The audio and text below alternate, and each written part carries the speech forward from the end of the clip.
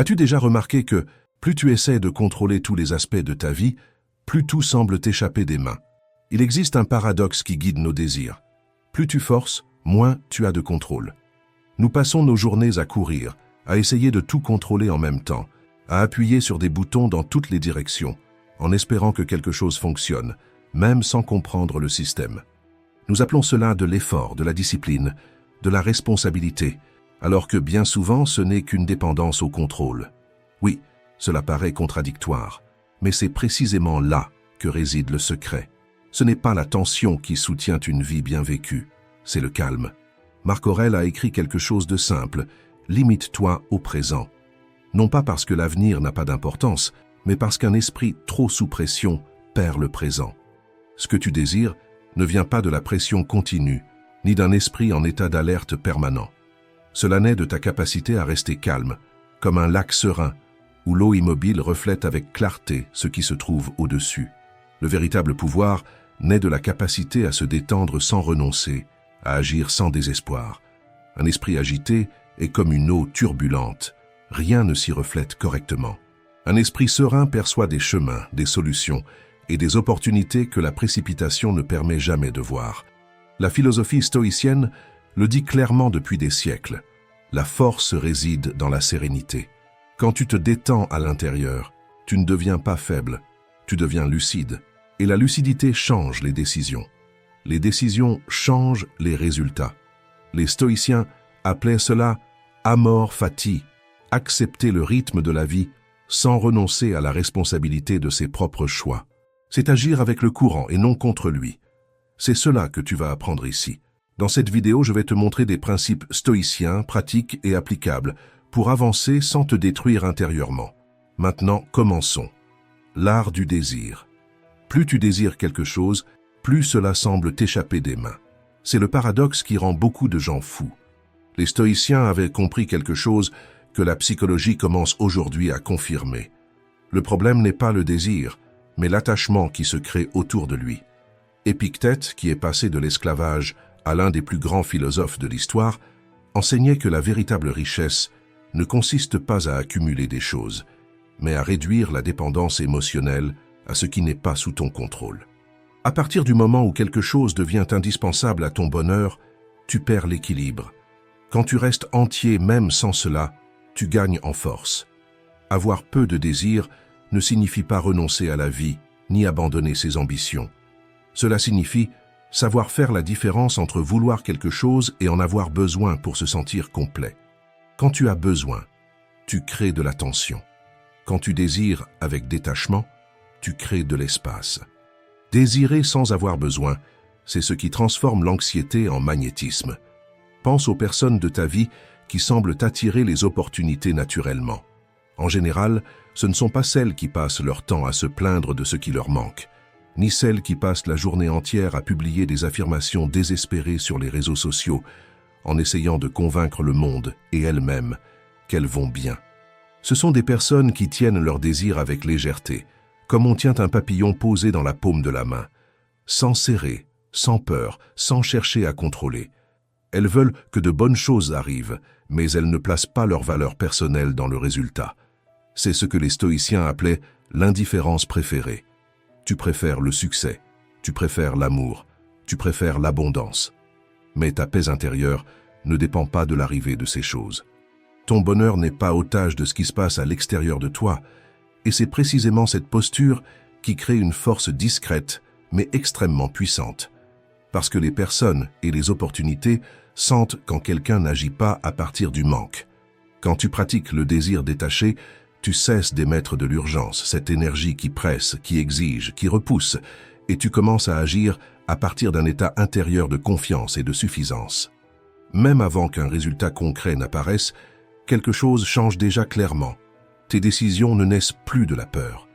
Et des décisions prises avec clarté et confiance produisent presque toujours de meilleurs résultats.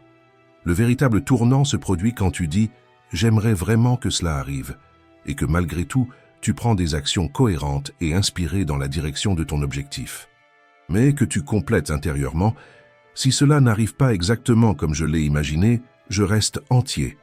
Ce n'est pas renoncer, C'est une maturité émotionnelle, c'est une croissance réelle.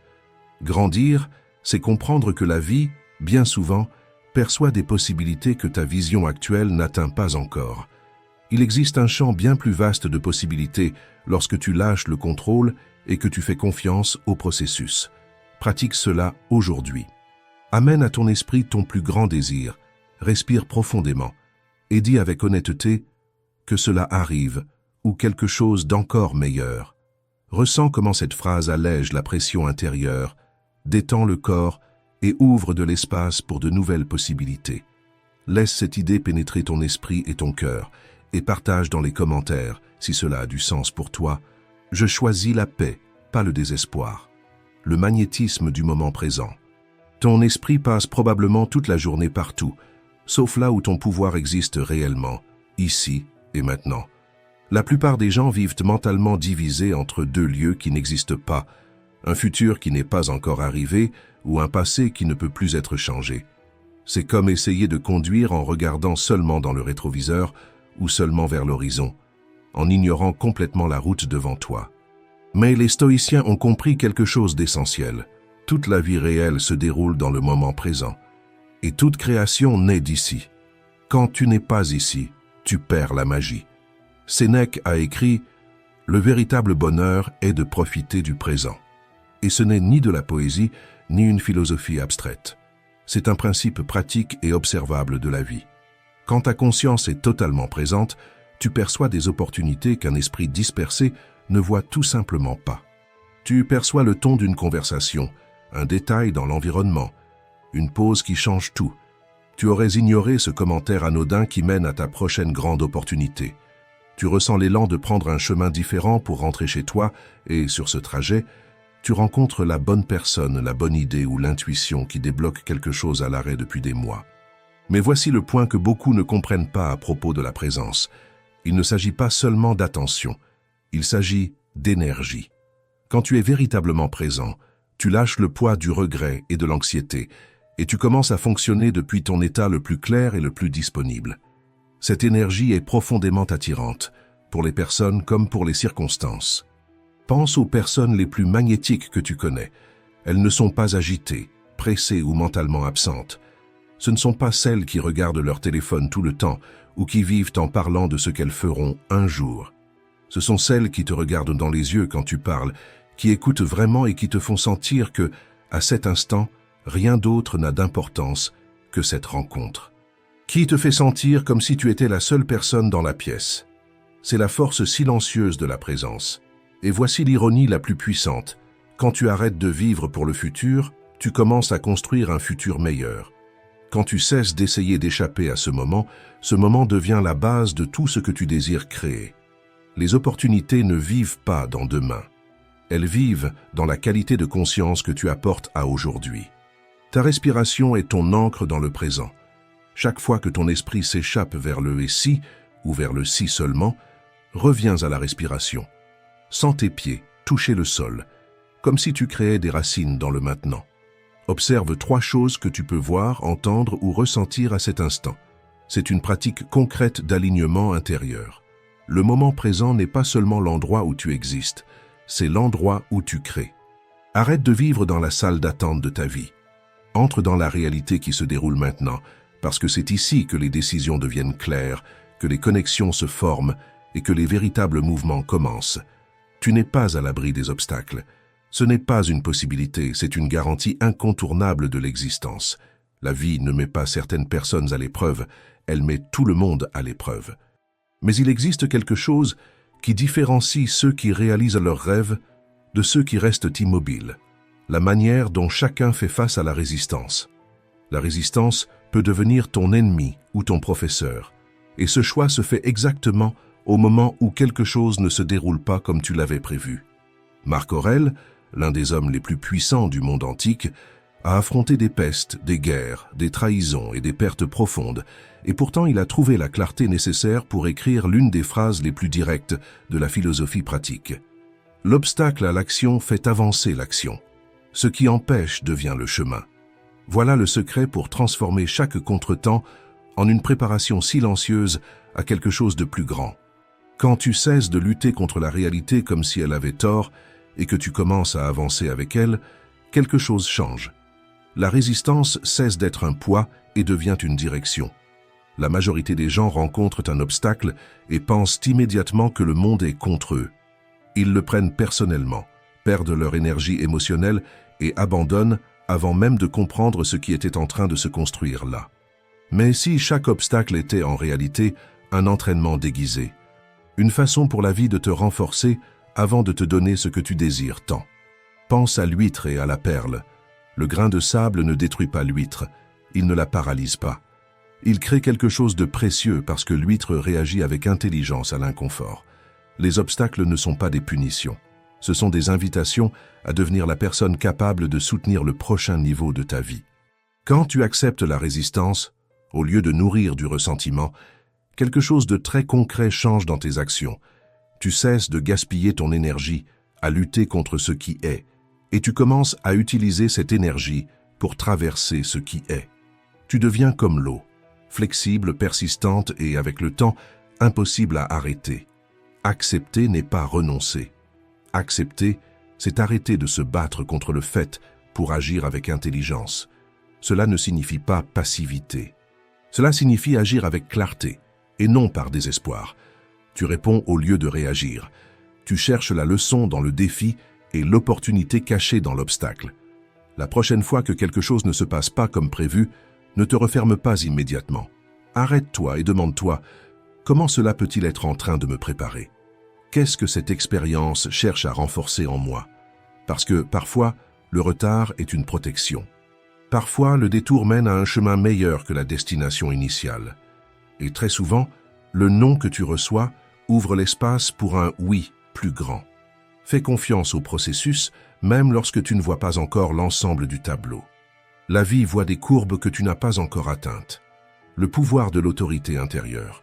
Tu as remis ton pouvoir à tout et à tout le monde autour de toi.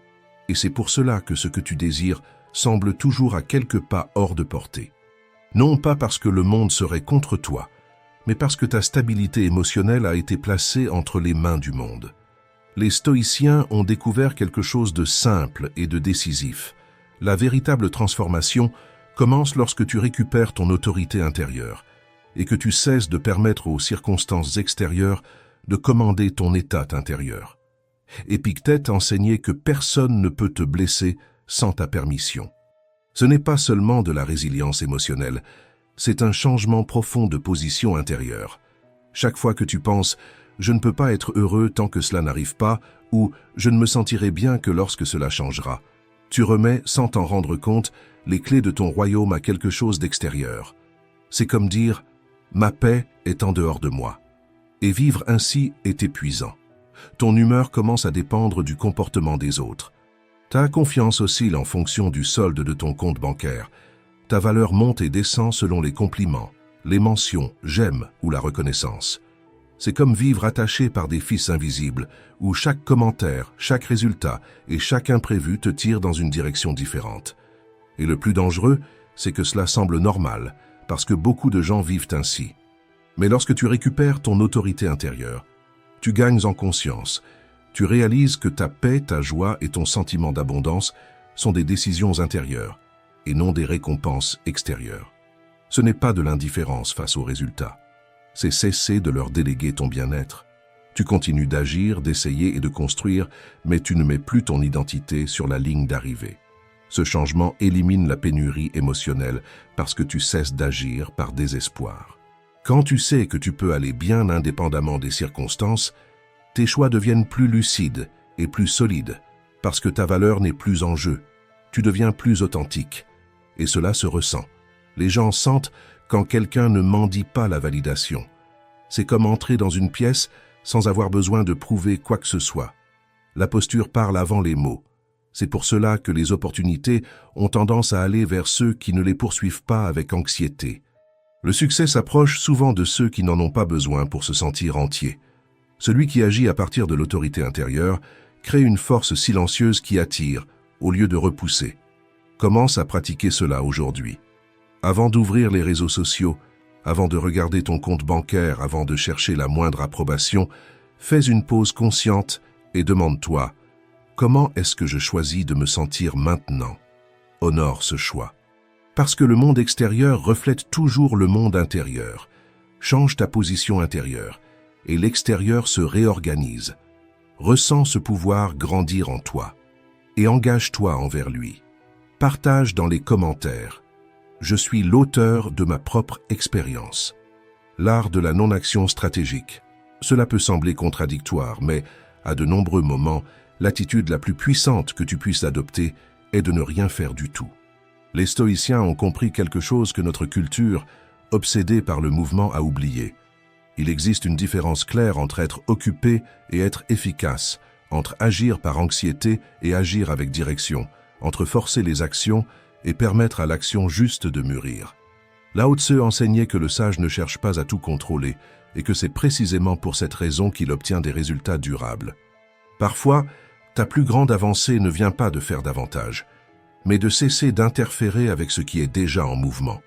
Nous vivons dans une culture qui confond action et progrès. Une grande partie de ce que nous appelons action n'est en réalité que de l'anxiété déguisée en productivité. Nous répondons trop vite, nous décidons trop tôt, nous parlons quand nous devrions encore observer. Nous restons occupés parce que le calme nous met mal à l'aise, parce que s'arrêter donne l'impression de perdre le contrôle, et alors nous continuons d'avancer par peur.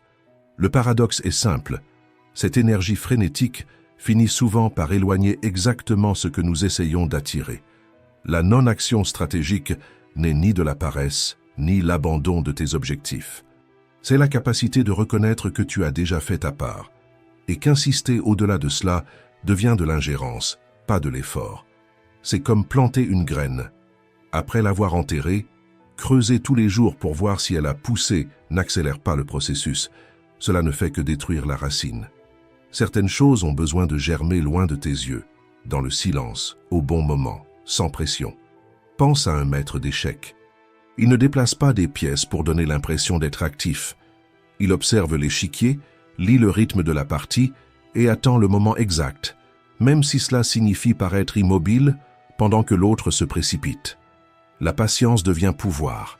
La retenue se transforme en avantage. Dans la vie réelle, cela apparaît lorsque tu cesses d'insister dans une conversation improductive, lorsque tu arrêtes de trop expliquer, lorsque tu ne réagis pas à une provocation, ou lorsque tu choisis de ne pas agir au sommet de l'émotion. Ces pauses ne te retardent pas, elles te protègent.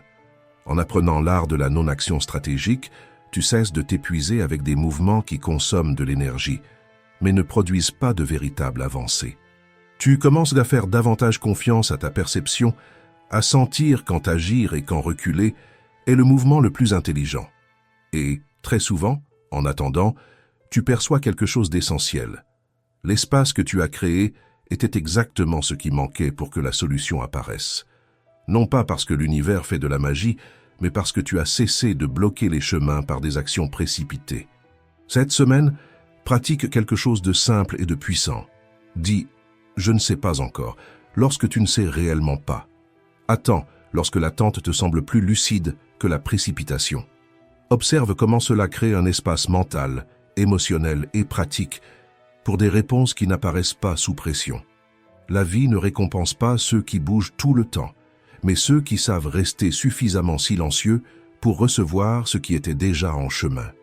La force manifeste de la gratitude. La plupart des gens croient que la gratitude se résume à être poli ou à entretenir des pensées positives, mais les stoïciens y voyaient quelque chose de bien plus profond et pratique. Pour eux, la gratitude n'était pas une émotion passagère. C'était une posture intérieure face à la réalité. La gratitude fonctionne comme une force de réorganisation intérieure parce qu'elle change la manière dont vous percevez, interprétez et répondez à ce qui arrive. Lorsque vous reconnaissez consciemment ce que vous avez déjà, vous cessez d'agir à partir du manque et commencez à agir à partir de la solidité. C'est une direction mentale. C'est comme ajuster la mise au point d'une lentille. Le monde ne change pas, mais ce que vous voyez gagne en netteté. Marc Aurèle a écrit « Au réveil, dis-toi, les personnes que je rencontrerai aujourd'hui peuvent être indiscrètes, ingrates, arrogantes et injustes. Elles agissent ainsi parce qu'elles ne distinguent pas le bien du mal. Malgré cela, je reconnais qu'elles partagent la même nature humaine que moi. Ici, Marc Aurèle n'idéalise pas les gens, il protège son propre esprit. Il ne nie pas la difficulté, mais choisit de ne pas lui permettre de gouverner son état intérieur. C'est cela, la gratitude, voir la réalité sans en devenir prisonnier. Quand vous la pratiquez, vous abandonnez la mentalité de manque et sortez de l'état constant de privation intérieure. Au lieu de penser à ce qui manque, vous reconnaissez ce qui soutient déjà votre vie, ici et maintenant. Vous irradiez une présence, non pas parce que tout est parfait, mais parce que vous avez cessé de lutter contre ce qui est inévitable. Cela n'a rien à voir avec une positivité superficielle ou des sentiments creux. La véritable gratitude stoïcienne reconnaît le problème, mais refuse de vivre mentalement à l'intérieur de celui-ci. Vous ne vous endurcissez pas à cause de ce qui arrive dans votre vie. Même face aux plus grands problèmes, aux imprévus, vous préservez en vous votre force, votre énergie, votre détermination et votre foi. Ce sont ces états intérieurs qui vous donnent une base pour surmonter les adversités, grandir en tant qu'être humain et répondre avec lucidité, et non avec peur. La gratitude fonctionne comme un verre contenant de l'eau et de l'huile. L'huile peut être épaisse, sombre, lourde, mais elle ne se mélange jamais à l'eau. Elle reste au-dessus, elle ne la contamine pas, elle ne l'envahit pas. Lorsque vous pratiquez la gratitude, vous faites exactement cela avec vos sentiments les plus nobles.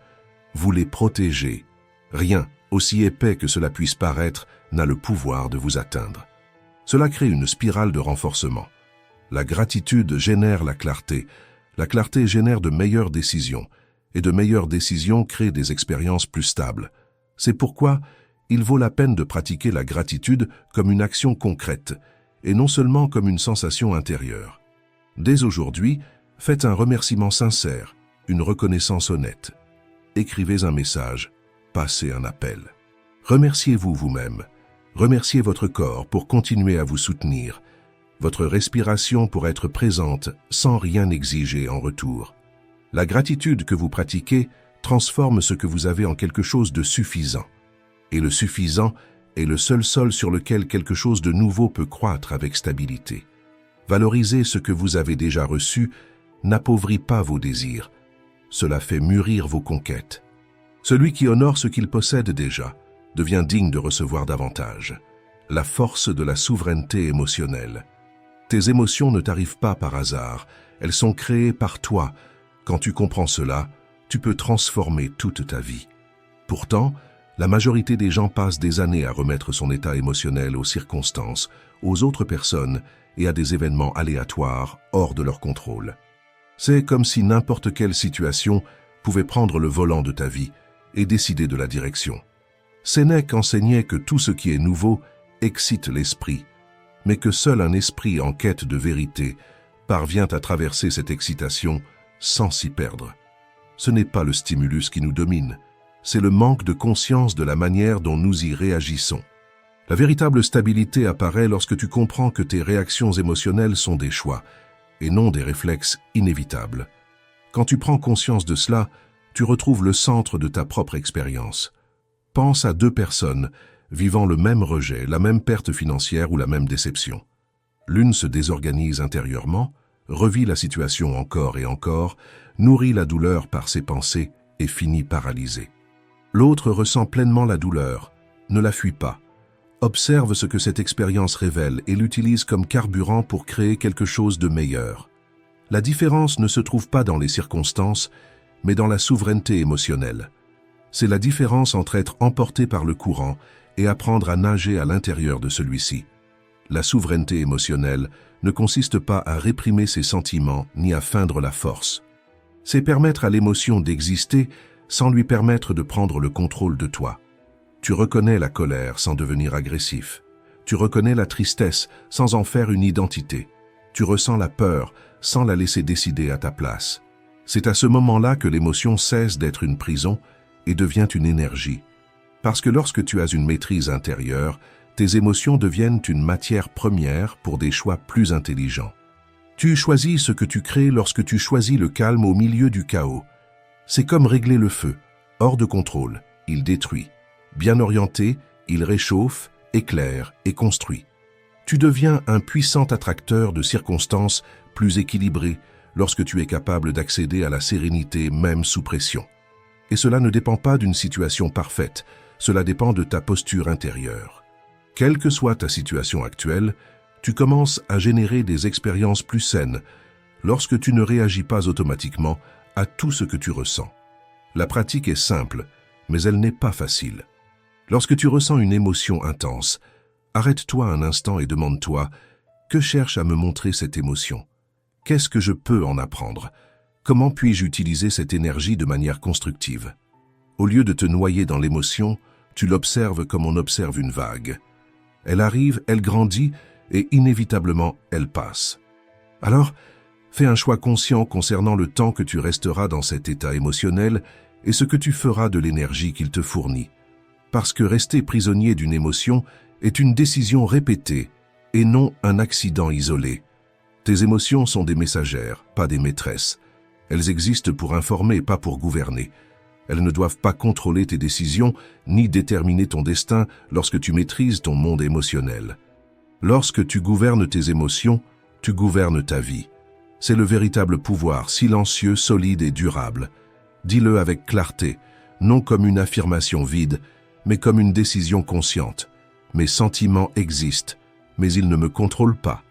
Avoir le courage d'être toi crée ce que tu désires recevoir. Vivre une vie qui n'est pas vraiment la vôtre, c'est passer ses journées à ajuster qui vous êtes pour rentrer dans les attentes des autres, comme quelqu'un qui change de vêtements sans arrêt pour plaire à des publics différents. Qu'attendez-vous de vous-même quand vous cachez ce que vous pensez, quand vous faites taire ce que vous ressentez, quand vous jouez des rôles qui ne correspondent pas à votre nature? Cela crée une friction intérieure constante, un frein invisible qui consomme de l'énergie et bloque le flux naturel de la vie. C'est comme essayer d'avancer avec le frein à main tirée. Vous faites des efforts, mais vous n'allez nulle part. Marc Aurèle se rappelait à lui-même combien de conflits il évitait en ne se préoccupant pas de ce que les autres pensaient ou disaient, car celui qui vit tourné vers l'extérieur perd la maîtrise de ce qui se passe à l'intérieur. Et ici surgit la question essentielle. Est-ce la peur de l'opinion des autres qui guide vos choix ou le courage d'être qui vous êtes, même lorsque cela crée de l'inconfort? Il ne s'agit pas seulement de liberté personnelle, mais de puissance intérieure. Manifester commence lorsque la pensée, l'émotion et l'action cessent de se contredire. Lorsque vous n'êtes pas authentique, vous envoyez des signaux confus à la vie, comme quelqu'un qui demande une destination, mais pointe dans une autre direction. C'est comme remplir une mauvaise adresse et s'étonner ensuite que la livraison n'arrive jamais. Comment la vie pourrait-elle vous offrir ce qui est réellement à vous si vous vous présentez en portant un masque? Comment les bonnes opportunités pourraient-elles vous trouver si vous vivez en vous cachant derrière ce que l'on attend de vous? L'expression authentique n'est pas de l'agressivité. Ce n'est pas imposer des vérités, c'est ne pas trahir sa propre conscience. C'est dire sa vérité avec fermeté et respect, sans attaquer, mais aussi sans s'abandonner. Cela change le critère des décisions. Au lieu d'agir pour plaire, vous commencez à choisir en fonction de vos valeurs, de ce qui vous anime réellement. L'authenticité a un effet naturel d'attraction et de filtrage. Elle rapproche ce qui est compatible avec vous et éloigne ce qui ne l'est pas, sans effort, sans mise en scène. Elle exige du courage, car vivre de manière authentique signifie accepter que tout le monde ne vous comprendra pas, que certaines invitations disparaîtront et que certains chemins cesseront d'avoir du sens. Mais ce n'est pas une perte, c'est un soulagement. Car seul votre vrai vous est assez fort pour soutenir une vie qui ne pèse pas à l'intérieur. Tout ce qui vous est destiné répond à votre vérité, pas au personnage que vous avez créé pour plaire. Ou bien vous continuez à répondre aux attentes extérieures, ou bien vous commencez aujourd'hui un dialogue honnête avec vous-même. Choisissez une décision petite, mais réelle. Choisissez ce que vous voulez vraiment, pas ce qui semble le plus acceptable. Observez comment cela change votre posture, votre énergie et vos choix, et comment, à partir de cet alignement, de nouvelles possibilités commencent à apparaître avec plus de naturel. Faites confiance au temps de la vie. Le principe stoïcien final, et peut-être le plus profond de tous, ce n'est pas la précipitation, c'est l'apprentissage. Faire confiance au temps divin, c'est comprendre que les choses arrivent quand elles doivent arriver, et non quand ton désir immédiat l'exige. Ce n'est pas une attente passive, c'est une foi active. C'est agir avec discipline dans le présent et, en même temps, relâcher l'anxiété liée aux résultats. Marc Aurèle a écrit « Accepte les choses auxquelles le destin t'unit et aime les personnes que le destin place sur ton chemin. » Pour les stoïciens, l'univers n'était ni chaotique ni injuste. Il était rationnel, organisé et porteur de sens. Tout avait une fonction, même lorsque cette fonction n'était pas encore visible pour un esprit impatient. Et c'est justement l'impatience qui devient souvent la plus grande ennemie de ce que tu désires construire. Quand tu exiges que tout se passe selon ton propre timing, tu crées de la tension. Et là où il y a de la tension, le flux se brise. Forcer les résultats, c'est comme tirer un fruit encore vert de la branche. Il tombe bien dans ta main, mais il n'est pas encore prêt à être savouré. En résistant au cours naturel des événements, tu perds de vraies opportunités, parce que tu restes prisonnier d'un seul résultat et tu commences à rejeter des chemins qui ne ressemblent pas à ce que tu avais imaginé. Et beaucoup de bénédictions arrivent déguisées en détours. Quand tu fais confiance au temps divin, quelque chose change à l'intérieur. Tu relâches le contrôle excessif et tu commences à avancer à un rythme plus sage et plus aligné que ton agenda personnel. Tu commences à percevoir que les retards ne sont pas toujours des punitions. Très souvent, ce sont des protections. D'autres fois, ce sont des préparations. Parfois, tu n'es pas encore la personne capable de soutenir ce que tu demandes. D'autres fois, le monde autour de toi a encore besoin de se réorganiser pour créer les bonnes conditions. Pense à ta propre vie. Les meilleures choses qui t'y sont arrivées sont-elles venues exactement comme tu les avais planifiées ou sont-elles apparues par surprise, par des chemins que tu n'aurais jamais choisis de manière rationnelle? La plupart des grands tournants se produisent ainsi. Pas quand tu forces, mais quand tu es prêt. Faire confiance ne signifie pas arrêter d'agir ni abandonner tes objectifs. Cela signifie agir avec engagement, sans devenir prisonnier de l'anxiété liée aux résultats.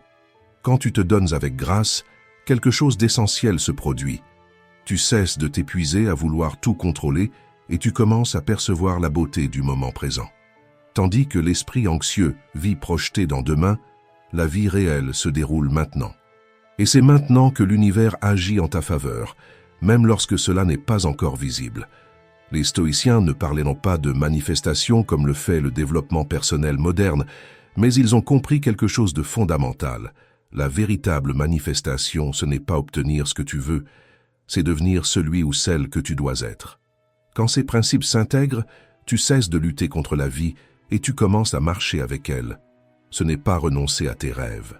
C'est arrêter de les étouffer par un contrôle excessif. Les stoïciens le savaient, la paix n'est pas l'absence de défis, c'est la présence de la sagesse. Et la sagesse appliquée avec constance crée inévitablement les conditions de tout ce qui est bon. Si quelque chose n'est pas encore arrivé, cela ne signifie pas que cela t'a été refusé. Cela signifie que c'est en chemin. Ton travail maintenant est simple. Te détendre, faire confiance et te préparer à recevoir. Si cela t'a aidé à voir les choses avec plus de clarté, reste ici. Laisse ton like, abonne-toi à la chaîne et écris dans les commentaires ce qui a le plus résonné pour toi. Cet espace existe pour celles et ceux qui veulent grandir avec conscience. Merci d'avoir regardé.